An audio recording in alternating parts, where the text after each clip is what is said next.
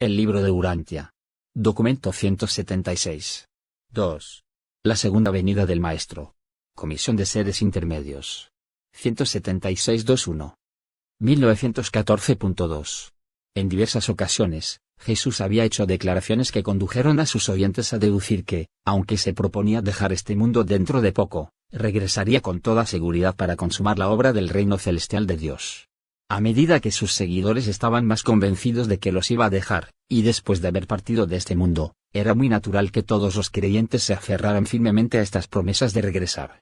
Y así, la doctrina de la segunda venida de Cristo se incorporó pronto en las enseñanzas de los cristianos, y casi todas las generaciones posteriores de discípulos han creído devotamente en esta verdad y han esperado con confianza que regresaría algún día. 176-22. 1914.3. Puesto que debían separarse de su maestro e instructor, estos primeros discípulos y los apóstoles se aferraron mucho más a esta promesa de regresar, y no tardaron en asociar la vaticinada destrucción de Jerusalén con esta segunda venida prometida. Y continuaron interpretando de esta manera sus palabras, a pesar de que el maestro, durante todo este anochecer de enseñanza en el Monte de los Olivos, se tomó el enorme trabajo de impedir precisamente este error. 176-23. 1914.4. En su contestación adicional a la pregunta de Pedro, Jesús dijo: ¿Por qué continuáis creyendo que el Hijo del Hombre se sentará en el trono de David, y esperáis que se cumplan los sueños materiales de los judíos? ¿No os he dicho todos estos años que mi reino no es de este mundo? Las cosas que ahora contempláis a vuestros pies están llegando a su fin, pero este será un nuevo comienzo, a partir del cual el Evangelio del reino se extenderá por todo el mundo, y esta salvación se difundirá a todos los pueblos. Cuando el reino haya llegado a su plena madurez, estad seguros de que el Padre que está en los cielos no dejará de visitaros con una revelación ampliada de la verdad y con una demostración realzada de la rectitud, tal como ya ha otorgado a este mundo a aquel que se convirtió en el príncipe de las tinieblas, y luego a Adán, que fue seguido por Melquisedec, y en nuestros días, al Hijo del Hombre. Mi Padre continuará así manifestando su misericordia y mostrando su amor, incluso a este mundo oscuro y malvado. Después de que mi Padre me haya investido con todo el poder y la autoridad, yo también continuaré siguiendo vuestra suerte y guiándoos en los asuntos del reino mediante la presencia de mi Espíritu, que pronto será derramado sobre todo el género humano. Aunque así estaré presente con vosotros en espíritu, también prometo que regresaré algún día a este mundo donde he vivido esta vida en la carne y he logrado la experiencia simultánea de revelar a Dios a los hombres y de conducir los hombres hacia Dios. Tengo que dejaros muy pronto y reemprender el trabajo que el Padre me ha confiado, pero tened buen ánimo, porque volveré algún día. Mientras tanto, mi espíritu de la verdad de un universo os confortará y os guiará. 176-24. 1915.1. Ahora me veis débil y en la carne, pero cuando regrese será con poder y en el espíritu. Los ojos de la carne contemplan al Hijo del Hombre en la carne, pero solo los ojos del espíritu contemplarán al Hijo del Hombre glorificado por el Padre y apareciendo en la tierra en su propio nombre. 176-25. 1915.2. Pero la época de la reaparición del Hijo del Hombre solo se conoce en los consejos del paraíso, ni siquiera los ángeles del cielo saben cuándo sucederá esto. Sin embargo, deberíais comprender que cuando este Evangelio del reino haya sido proclamado en el mundo entero para la salvación de todos los pueblos, y cuando la era haya alcanzado su plenitud, el Padre os enviará otra donación dispensacional, o si no, el Hijo del Hombre regresará para juzgar la era. 176-26. 1915.3. Y ahora, en lo que se refiere a las tribulaciones de Jerusalén, de las cuales os he hablado, esta generación no pasará hasta que se cumplan mis palabras, pero en lo que respecta a la época de la nueva venida del Hijo del Hombre, nadie en el cielo o en la tierra puede atreverse a hablar de ello. Pero deberíais ser sabios en lo que se refiere a la maduración de una era, deberíais estar alertas para discernir los signos de los tiempos. Cuando la higuera muestra sus ramas tiernas y brotan sus hojas, sabéis que el verano está cerca. De la misma manera, cuando el mundo haya pasado por el largo invierno de la mentalidad materialista y discernáis la venida de la primavera espiritual de una nueva dispensación, deberíais saber que se acerca el verano de una nueva visita. 176-27. 1915.4. Pero, ¿cuál es el significado de esta enseñanza relacionada con la venida de los hijos de Dios? ¿No os dais cuenta de que cuando cada uno de vosotros se ha llamado a abandonar la lucha de la vida y a traspasar la puerta de la muerte estará en la presencia inmediata del juicio, frente a frente con los hechos de una nueva dispensación de servicio en el plan eterno del Padre Infinito? Aquello a lo que el mundo entero debe de hecho enfrentarse literalmente al final de una era, cada uno de vosotros, como individuo, tiene que enfrentarse con toda seguridad, como experiencia personal, cuando llegue al final de su vida física, y con ello pase a enfrentarse a las condiciones y a las exigencias inherentes a la revelación siguiente de la evolución eterna del reino del Padre. 176.2.8. 1915.5. De todos los discursos que el Maestro dio a sus apóstoles, ninguno causó nunca tanta confusión en sus mentes como este, pronunciado este martes por la noche en el Monte de los Olivos, sobre el doble tema de la destrucción de Jerusalén y de su propia segunda venida. Por consiguiente, las narraciones escritas posteriormente, basadas en los recuerdos de lo que el Maestro había dicho en esta ocasión extraordinaria, concordaron poco entre sí. En consecuencia, como los relatos dejaron en blanco muchas cosas que se dijeron este martes por la noche, surgieron muchas tradiciones. A principios del siglo II, un apocalipsis judío sobre el Mesías, escrito por un tal celta, que estaba ligado a la corte del emperador Calígula, fue íntegramente copiado en el Evangelio según Mateo, y posteriormente añadido, en parte, a los relatos de Marcos y de Lucas. En estos escritos de Celta fue donde apareció la parábola de las 10 vírgenes. Ninguna parte de los escritos evangélicos sufrió nunca una interpretación errónea tan confusa como la enseñanza de esta noche. Pero el apóstol Juan nunca se dejó confundir de esta manera. 176.2.9. 1915.6. Mientras estos 13 hombres reanudaban su camino hacia el campamento, permanecían callados y bajo los efectos de una gran tensión emocional. Judas había ratificado finalmente su decisión de abandonar a sus compañeros. Ya era tarde cuando David Zebedeo, Juan Marcos y cierto número de discípulos principales recibieron a Jesús y a los 12 en el nuevo campamento, pero los apóstoles no querían dormir, querían saber más cosas sobre la destrucción de Jerusalén, la partida del Maestro y el fin del mundo. 4. El regreso de Miguel. Comisión de Seres Intermedios. 176.4.1. 1918.4.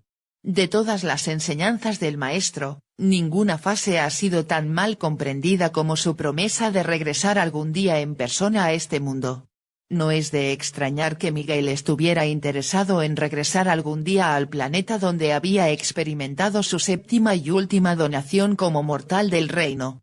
Es muy natural creer que Jesús de Nazaret, ahora gobernante soberano de un inmenso universo, esté interesado en regresar, no solamente una vez sino muchas veces, al mundo en el que vivió una vida tan excepcional y donde ganó finalmente para sí mismo el poder y la autoridad universales que el Padre le había otorgado de manera ilimitada.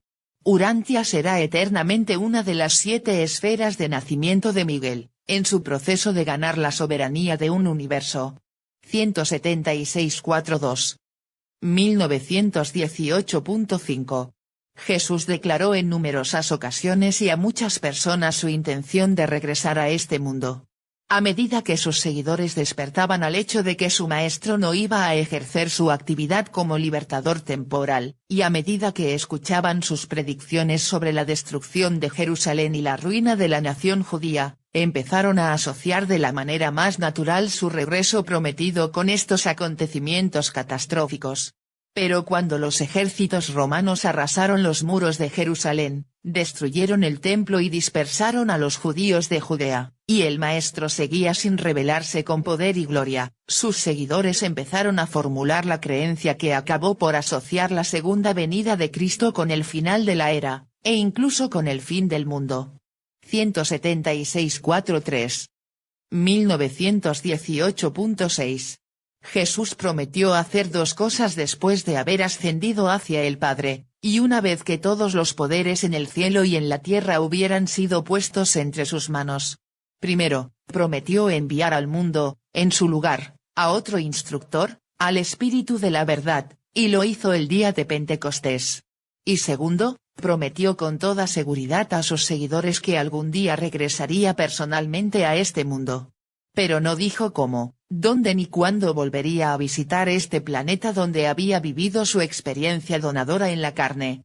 En una ocasión insinuó que, como los ojos de la carne lo habían contemplado mientras vivía aquí, a su regreso, al menos en una de sus posibles visitas, solo sería percibido por el ojo de la fe espiritual. 176.4.4. 1919.1. Muchos de nosotros tienden a creer que Jesús regresará muchas veces a Urantia durante las eras por venir. No tenemos su promesa expresa de que hará estas múltiples visitas, pero parece muy probable que aquel que lleva entre sus títulos universales el de príncipe planetario de Urantia, visitará muchas veces el mundo cuya conquista le ha conferido este título tan excepcional. 176.4.5. 1919.2. Creemos firmemente que Miguel volverá en persona a Urantia, pero no tenemos la menor idea de cuándo o de qué manera elegirá hacerlo. Su segunda venida a la Tierra se calculará para que ocurra en conexión con el juicio final de la era presente, con o sin la aparición concomitante de un hijo magistral. ¿Vendrá en conexión con el final de alguna era urantiana posterior? ¿Vendrá sin anunciarse y como un acontecimiento aislado? No lo sabemos. Solo estamos seguros de una cosa, y es que cuando regrese, probablemente todo el mundo lo sabrá, porque deberá venir como jefe supremo de un universo, y no como el oscuro recién nacido de Belén. Pero si todos los ojos han de contemplarlo, y si solo los ojos espirituales podrán discernir su presencia, entonces su venida deberá retrasarse durante mucho tiempo. 176.4.6. 1919.3. Por lo tanto, haríais bien en no asociar el regreso personal del Maestro a la Tierra con ningún acontecimiento previsto y con ninguna época determinada. Solo estamos seguros de una cosa: ha prometido que volverá. No tenemos ninguna idea de cuándo cumplirá esta promesa ni en relación con qué acontecimiento. Que nosotros sepamos, puede aparecer en la Tierra en cualquier momento, y puede no venir hasta que hayan pasado unas eras tras otras y hayan sido debidamente juzgadas por sus hijos asociados del cuerpo paradisiaco. 176.4.7. 1919.4.